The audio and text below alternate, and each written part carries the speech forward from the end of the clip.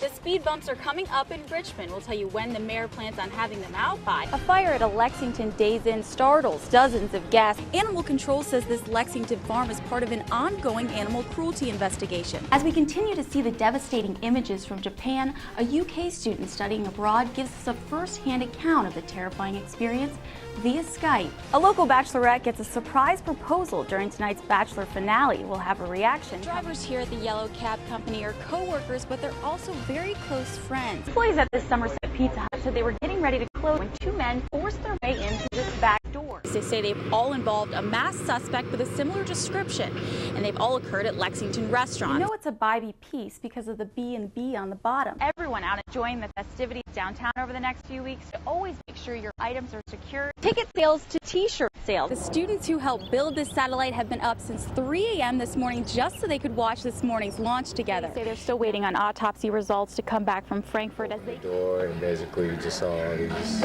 cops out here. People who live in this Thistlewood Avenue apartment complex say they are on edge. Felt safe when I first moved over here. Now that this happened, no. Anna Foltz watched as the bloody scene unfolded right outside her door. I had seen this black dude go this way with blood covered on his head and on his leg, and then the cops and ambulance started pulling up, and then I seen this dude laying over here on the ground shot. Police say 40-year-old Obi Murphy of Mount Eden was found shot in the stomach. Police then followed a blood trail next door to find another man shot in the leg. Trying to determine what the theory is right now. We have basically 3 crime scenes here that we're working, and we're just trying to piece together what happened. Investigators spent the afternoon collecting evidence from this apartment as neighbors watched anxiously from behind the crime tape.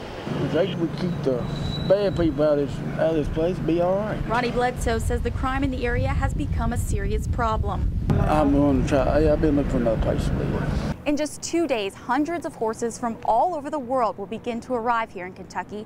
But before they can make it to the Kentucky Horse Park, they'll have to stop here first. The Cincinnati Northern Kentucky Airport is preparing for nearly 500 of these guys to arrive over the next 3 weeks. They are coming here to compete at the pinnacle of their athletic career. They're absolutely considered an athlete and a competitor in this competition, just as much as we consider the human athletes to be competitors. And just like people, they'll have to pass through inspection when they arrive. Given a quick check coming off the plane just to make sure that there's no obvious illnesses or injury that has occurred on the plane. From there, they'll have to spend a minimum of 42 hours in this temporary quarantine facility. And it's during that time that they will be given great veterinary scrutiny. The 6-tent, 274 stable area is located right outside the airport. Its purpose? To ensure all of the horses coming in from overseas are disease-free. Horses will be temperature, respiration, pulse. Are they eating well? Are they drinking well? Is everything working like it's supposed to work? If there is a problem, they'll be moved here. 4 isolation stalls. Just in the event that a horse does present evidence of illness, we can isolate them away from the other horses. Officials say they hope to get the animals in and out of the quarantine as quickly as possible. The next time they see daylight, which is in 42 hours or so, they have been determined to be free of disease status and brought out, put on trucks, and taken to the Kentucky Horse Park. The Cornelison family has been crafting unique pottery from clay. This is just the way we did it. For decades. This is what we do. We make pottery, nothing else. The Madison County landmark first opened in 1809. We've had governors to land their helicopters here, vice presidents, wives to walk through that door. After more than 200 years of crafting pots, mugs, and dishware, Bipey Pottery is halting production. There's just no market for it as much as there once was. You know it's a Bipey piece because of the B&B on the bottom, a tradition that was started back in the 80s. Their signature pieces can be found all over the internet. You know, like my dad always said, I don't care where it goes as long as you pay me before you leave.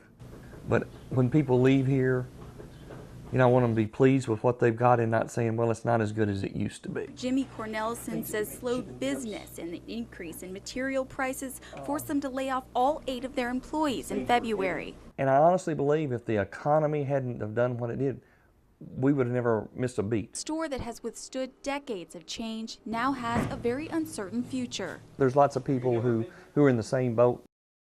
The only thing is we've been in business 202 years. You know, so it's a little bit more painful where that's concerned. In Madison County, Catie Slattery, ABC 36, your local news source. And the white on navy makes it come out like that, and it would run on the piece. Is that a water pitcher? Yeah.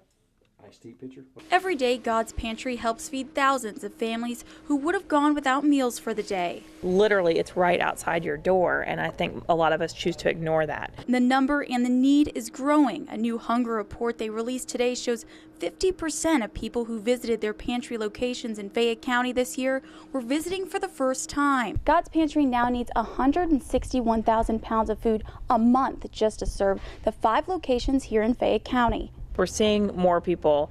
We're seeing larger or different family makeups come in, and we're just seeing people have to reach out for assistance more often than they were in the past. 40% of all those served are children.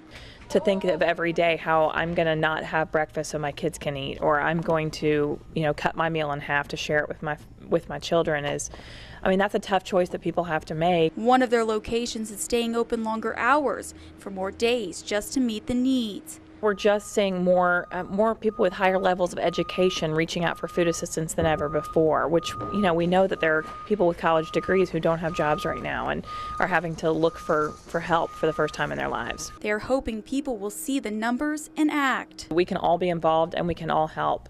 It's as much as picking up an extra canned good when you're at Kroger and dropping it in the barrel on the way out of the store. Organize a food drive in your neighborhood. In Lexington, Catie Slattery, ABC 36, your local news source.